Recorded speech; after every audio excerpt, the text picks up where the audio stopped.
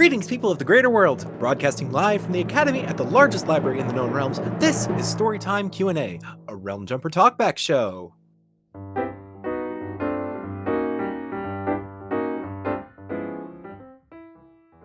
Roll for initiative, everyone! Today we are talking about episode 5 of Realm Jumper, Domain Defenders, Reign of the Lich Queen. Today I'm once again joined by one of our lovely writers, B. Hello. And the voice actor for Luther, Burnt. Hi there. So, yeah, this is the hey Burnt, this is the first time you've been on this. Hi, it is indeed. Yes. So I guess let's get right into this. From Queen, Burnt. I know absolutely zero about you. I'm very interested to know how you got involved with this project and what it's like playing Luther. Do you relate to him, or is he completely different from you? So I'll be honest here. This is my first voice acting role. So it's been interesting playing someone else's character. Most of the time, I'm used to playing my own characters, and I'm the kind of person who I get really into my character's headspace. So trying to adapt to someone else's design basically has been a neat little challenge for me. I would say that Luther is, in some ways, very similar to me, in other ways, not. I find myself, well, I'd say more that I find Luther to be more laid back than I am in some ways. There are a lot of times where he is, where there's a comment or like a jab at him that he takes a lot better than I, well, not a lot, but there's a comment or jab at him that he takes better than I'd expect, or a situation would go down and he'd be like, oh, yeah, it's fine, whatever. Um, but on the other hand, I also see situations where like Luther's very protective of everyone, and I'm like, yeah, no, I understand. Luther is dad. No, yeah, I really love how you do Luther in this entire show. I think Luther is a very fun and interesting character, and the mentor character is a very exhaustive trope, and you bring a lot of life to it. I'm glad. I actually think this episode was one of the ones where I was starting to really get into the expression in it. Being that I was monologuing for quite some time, as a DM does, um, I think that I was able to really sell more of it this go around. Yeah.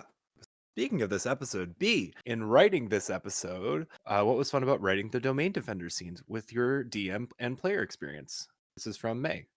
Okay. So it was extremely funny to write this episode for me because one of the rules, especially in like an episode that's a pastiche or a play on something that exists in the real world, is to go into it assuming the audience has no clue effectively what you're talking about. And so for me, who has spent a lot of time like writing books for D&D and running campaigns and having shows themed around it, it's like one of the challenges of this episode was like, okay, how do I explain this in a way that if somehow, some way, Realm Jumper is your first experience into tabletop RPGs, you're able to understand what it is while also not making it so hand-holdy and explanation-y that someone who knows what's going on gets bored to tears. That was a kind of a tough balance. And I used the fact that Chase had never played as, okay, well, Tina and Luther are going to be the guiding hands who kind of exposit a little bit about how these things work. Whereas Chase is going through it for the first time and experiencing the cool bits. And you have Charlie, who is the power gamer, that guy. And that was fun to write and also hard to write as well. Because how do you explain that this is a real thing that happens without making it just you angrily writing down about past experiences, Mm-hmm. Yeah, no, the style of role-playing gamer that Charlie inhabits is definitely something that I feel like is a very universal experience if you've played a lot of D&D or other role-playing games, but it's so fun. And like I do I guess also bouncing this question over to Burnt, but like what is your kind of experience with like D&D and like that to that extent, because you're a very good considering all the monologues that you have to do in this, you give off the air of someone who's a very experienced DM. Maybe not so much as a DM. As far as DMing games goes, I had one that lasted for a few months and then I had to cut off because of college taking a lot of my time. And more recently is a game that B is actually playing in under me. Yep. And I've been running that game for about a year and a half now. So if you consider that experience or not is your call. That's experience, yeah. Of course. Yeah. As far as tabletop games in general go, though, I would say that I have a pretty good amount of experience under my belt as a player or somebody just in the roleplay scene in general. I've been doing that probably since high school, and for context, I've graduated at this point. I guess, and focusing a little bit more in on writing of the specific like domain defenders like scenes. B, how did that go? Because I will say a lot of like this stereotypes around like actual play is that it's kind of either hard to follow or it's kind of like there's a lot of like fat on it. So there's a lot of extra stuff going on that is like what I'm trying to say is like plots in tabletop RPGs are known to meander. How are you able to hone a lot of the aspects of like D&D into these very concise but also very all encapsulating scenes for the domain defender scene specifically? Okay, so going into the script, I knew a few things had to happen. Um, one of the things, and we will see if I continue to be on staff after this joke is released. Oh But no. one of the things that I knew had to happen is the fact that Domain Defenders is a D&D joke. It's another joke baked in. Oh no. Oh yeah. Here we go. Oh man. It is also Domain Defenders is what happens when you take Kingdom Keepers and try and make it start with the letter D. Oh my god. I will say I also very much enjoyed. I'm the one who said this line. I've forgotten what the Call of Cthulhu pastiche is in this Oh, universe. Voice of the Elder God? something like Yeah, that, yeah. Voice of the Elder God. It's just like, We have fully thought out headcanons oh for my god. how that would go, and the various people of the Academy's games of choice is very funny. This is purely for fun, but I want to see how quick you can come up with. Sure. Okay, I'm gonna give you a name of an actual real life RPG system that an RPG system that exists in our real world, and I want you to come up with the Realm Jumper equivalent. Oh god. Okay, and then yes. After that, I Okay. will talk a little more of the script. But yes, this first. Yes, This of is course. important. Yes. Okay. Okay. So let's start with an easy one. Pathfinder. That is that. See, it's easy. It's easy. That makes it hard because there's like, Yes. I got you. go for it. Trailblazer. Perfect. Oh, yo, nice. Okay. Powered by the apocalypse. Shield by the end. That's cool. Nice. We're just on fire. I'm We're- just yeah. Okay. Let's see. that Focus in on Powered by the Apocalypse. Monster of the week. one's hard. That one's a trope. That one's tougher. That one's a trope, and that trope would exist in RPG. That's hard. Villain of the day came to me, but that removes the monster element. I made it to creature, but that was as far as I got. Yeah. Oh, a creature feature. That would be fun. Ooh, that one's fun. I like that. Actually. That's also a trope. It's a Yeah. movie about perfect.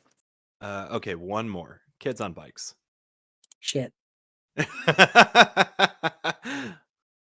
See, the joke I want to make is just calling it Stranger Things, but I can't do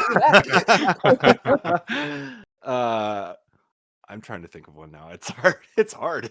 Kids on bikes is really tough. It's yeah. Okay. Synonyms for kids. Synonyms for. I guess teens on rides. I don't know. It's kind of hard. Okay. That one Okay. works. Yeah, that's what we got. I didn't find anything that I particularly liked there. Teens on unicycles. How about that? What is this, a circus? Yes. Oh, now I want a circus RPG. Enough games starting one. Oh, probably needs to that's happen anyway. fair. Yeah. I totally cut you off, B. What were you saying? Yeah. So, Kingdom Keepers is the second part of Domain Defender's name. So Bubbly has stated on record that specifically Chase, Tina, and a few others have been characters in her brain from the beginning, Yeah. and I cleared with Bubbly that I could say this. I was going to say foreboding.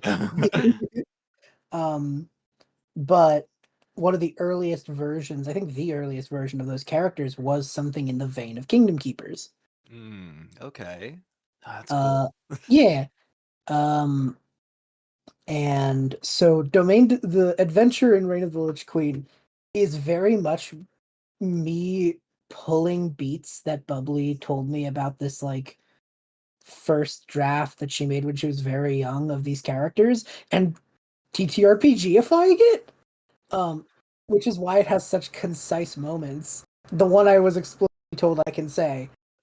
So the thing about how Tina kills the boss in the episode is a callback to that first story as well, because in that first story Bubbly wrote when she was very young, Bubbly is extremely knowledgeable about the way that a lot of Disney parks handle the attractions and the shows and such, including that a lot of the flying was done via zipline.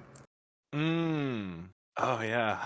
They had the villain on the zipline, and instead of using magic or anything, they just won the day by cutting the zipline, Oh. which is extremely funny because this character in canon can fly. They just reduced them to zip lines for the plot. And so I immediately went, well, that's going in this Oh my episode. god. And I think having those beats of like the things that were these jabs, but loving jabs at the first versions of these characters, um, it then became, how do I TTRPG these? You know, how do I turn these into moments you can believe what happened in a game? And then I had to filter that through what archetypes of people at the table am I putting into the main characters here. Like Chase is the new player, Chase has no idea what's going on. The first time he's hit is the first time he hits. He's super excited about everything, you know? Mm-hmm. And he is low-key pushing his character at Tina's because, hey, what if we hung out in character? Ha ha ha Subtly not subtle. ha. Subtly not subtle. Tina is clearly the experienced person by playing the harder class, doing the mage thing, even though like I made the mistake of first character wizarding. I would never recommend it. So Tina's clear. I kind of use that as like Tina's clearly the one who knows what they're doing. Like Alessandra is a low key another Disney jab if you think it through. There is a point where Tina says that she's never seen her let the staff go, and Nani delivered the line with just the right amount of emphasis on the joke. It was perfect. It was beautiful. But yeah, no, Tina's playing into the world lore, you know, all that stuff. And then there's Charlie. And then there's Dante Shadowblade. And there's Dante's Shadowblade. Okay. We need to devote an entire time to Dante. Unpack Dante's Shadowblade for me, please. I Just knew all of it. I knew from the get-go that Charlie was going to be the power gamer. Charlie was going to be the I do not know if you know this story, but Charlie is explicitly pulling at another myth of TTRPGs, which is the story of Old Man Henderson. I've heard of it, but explain it for the audience. Yeah. Old Man Henderson is a Call of Cthulhu thing, actually, where someone was extremely angry at their DM, and so used the rules of Call of Cthulhu to build the most nonsensical thing, and then submitted to their DM a like 400-page document that was supposedly their backstory, and past a certain point, it was all just lorem ipsum, just to fill up space. But they kept saying that they had this XY skill because it's in the backstory, and the DM kept riding with it. This is not something that is advisable, even if the DM is being not great. Please do not do this. Yeah. It is a very funny story, but it is not a good idea. And so I pulled the Old Man Henderson myth. I took a lot of tropes about edgelord stuff because, you know, It's Charlie. And I wanted Charlie's character name to feel like it would come out of someone joking about the Devil May Cry franchise. I wanted it to sound like with someone who doesn't know Oh. what DMC is thinking what DMC characters' names and so in all of that, I think I iterated on it enough until I hit Dante Shadowblade, and I was like, that's so dumb. It's perfect. Yeah. and and then as the design work came from the episode, I knew immediately I wanted to do the thing that I think a few shows that do the D&D episode trope do, of like having the character designs just be the characters in a costume of sorts, you know? Hmm. And I also think, again, props to the artists who got the vibe perfectly. Chase is just Chase in a costume because this is his first character. Tina's is a little different. She's got the elf ears. There's a little bit of change to the color palette. You know, she's experienced, but it's still her. And Charlie is just a red tiefling in the most over the top outfit and the knives. It's perfect. It was everything I wanted and more. He is, in fact, the most. He is the most. The red hair, the red streak of hair at the top. Ugh. Oh man. Juno and the art team knocked the designs for the D&D characters out of the fucking park. It was Yeah. beautiful. And then from there, it was just kind of knowing those archetypes from experience and just from, you know, just jokes. And I just kind of led them along the pieces that I was pulling from this old story. Uh, and whenever I thought it got too jargony or too technobabbly, I would pull away. Mhm. The moments where we pull to Cassie and Claire and to Oliver and Ryder happen at points where things would get very crunchy in the mechanics. Like we pull to Oliver Ryder when they're actually going to do character creation, and then we pull to Cassie Claire during a combat. No, yeah, that's very clever, especially because those are aspects of the game that are fun, but they're definitely very crunchy and they're hard to really get across in a very concise way that's also not selling them or like that's not downplaying them in any way. And we do get Right. aspects of character creation in in this Yeah. where they're just talking about their characters. Yep. This is a side thing, and I do. This is just something that was funny, and a lot of people did notice it. Chase has met tieflings before. Yes. I need to defend myself on this one. It's an okay. There are many explanations, but I do want to hear. I do want to hear. Yeah, yeah. Explain I yourself, writer. I made the mistake of making that scene and then immediately cutting away to an Oliver Ryder scene where there's a moment Where where they're they're going talking to about Vegas. We're they're talking about talking about Vegas. that was a mistake hands down. Um, but as for the actual explanation that I made up when I realized I'd screwed up was you don't ask a person who's giving you stuff and being the shopkeeper what like species they are. Fair enough. They ran into Vega to get stuff, just had to accept that she looks like that. And I mean, he'd just run into a skeleton, so shrug, you Very, know? very much in a So it was asking just a questions now would be inappropriate. That's yeah. like So I think the logic I came to was if someone told Chase what a tiefling was like Vega, he'd go, okay, I have a visual correlation, you know? Mhm. But he never asked her, what species are you? And Yeah. so the name just never crossed, I think. Both of y'all, and this is just a fun one because I was like, oh yeah, we usually have a fun question at the end of these just because. But Mhm, mhm. since this is the D&D episode, in Dungeons and Dragons, what is your preferred um I think they're now called lineage and then class combos. I always forget because they did change them recently. As the TTRPG nerds go to their books because this tiny detail will bug them for the rest of the day.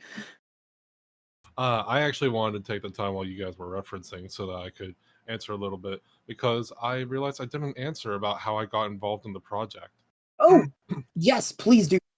But yeah, the way that I ended up getting involved in the project is actually through one Biba 7 Tiba. B is one of the players in my campaign that I'm hosting right now, and I'm playing in one of his games, and so on and so forth. I know a few of the writers and all that, and so as they were doing casting, they were looking for a voice that would, fit Luther. And it was through their suggestion that I ended up finding out about Realm Jumper to begin with. Because it was very much, hey, we're doing this thing. And I hear that in the writers' meeting, it was just like, hey, that voice that Burnt does for one of his NPCs, what if that was Luther?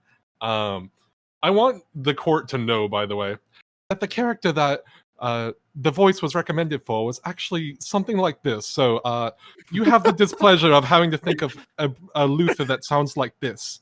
A little bit like Gil, not gonna lie. It was a little Just sounded a little bit like Gil.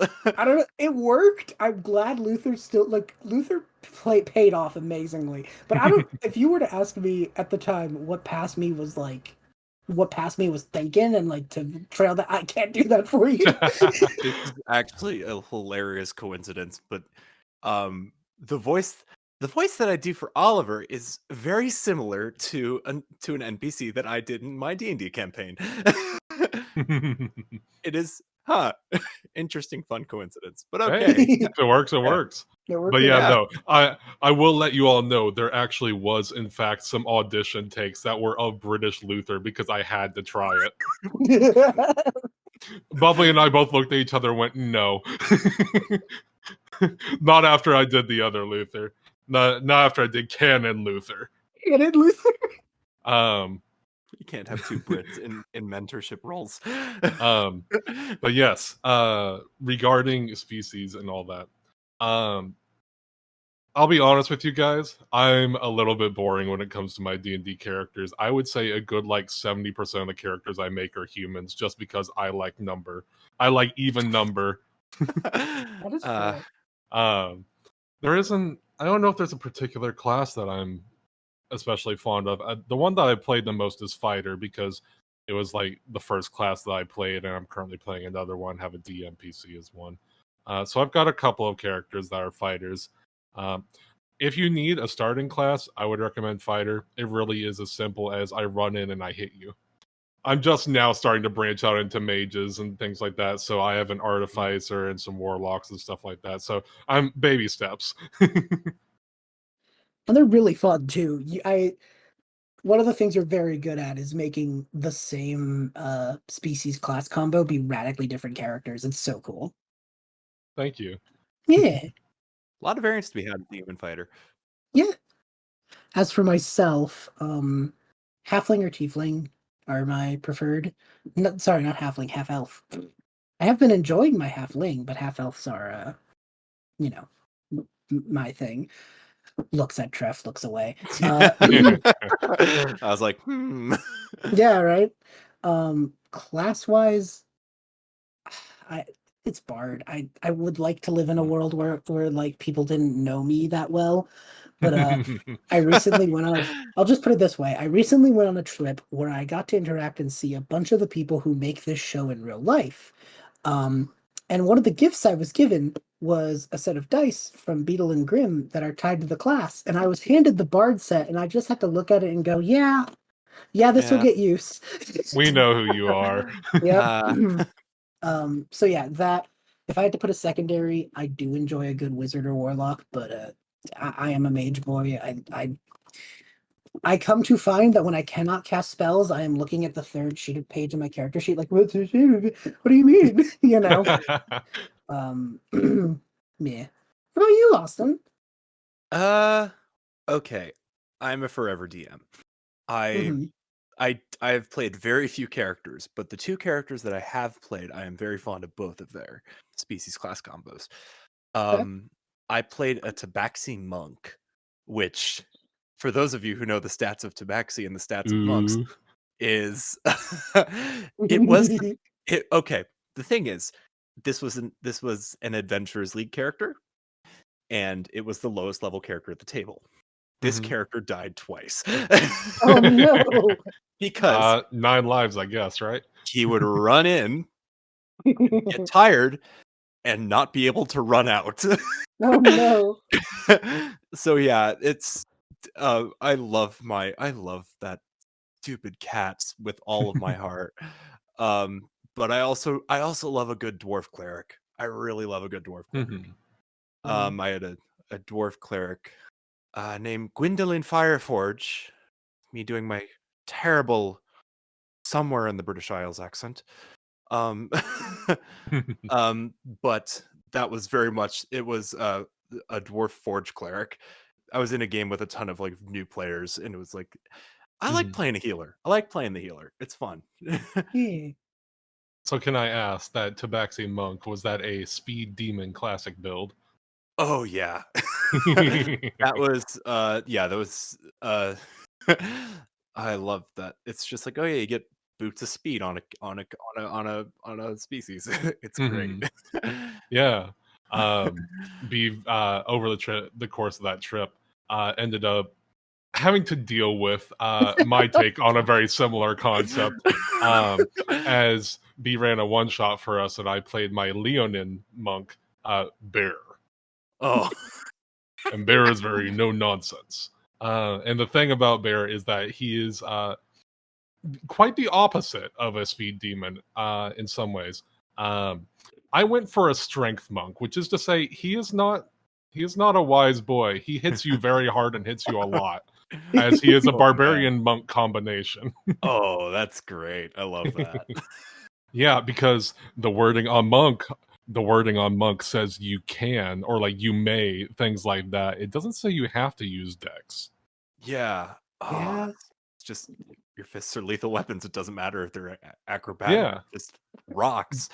Yeah. But yeah. And Bear actually came from like, I was trying to see how I could rules as written it, and that's why he's a Leonin, because I wanted him to have claws to to punch with strength.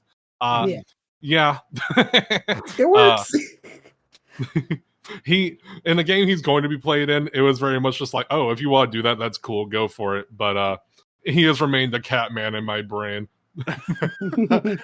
So every uh once in a while I get the oddball. So in B's game that he runs for me right now, I'm also playing a slime, so Yeah. Yeah.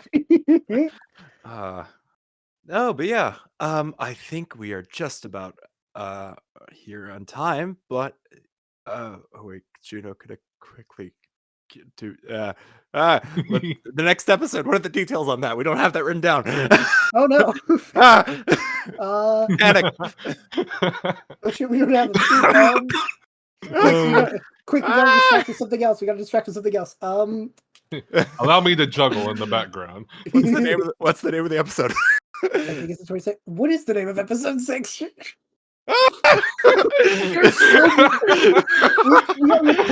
So we've been dancing around the We're trip. professionals. We were dancing around the trip. We recorded this like the week after we came, the weekend we got home. Chaos. We are all so out of it. It was lovely seeing all of you, but professional. We need a title. What's the title? Yeah, we need a title. I almost am Oh, tempted to keep goodness. this in because it's just so funny. That's okay. We don't know the title, but I episode was gonna 6. say I could go pull the script right now, guys. Oh yeah, crap! We have the script. So bad at this. Hey guys, Yes. fantastic thing about the script, there is no title for episode God 6. damn it! Episode 6 is coming out on the 15th. Thank you, the 15th of July. Thank you all so much for joining me. We need to escape now, please. We need to leave.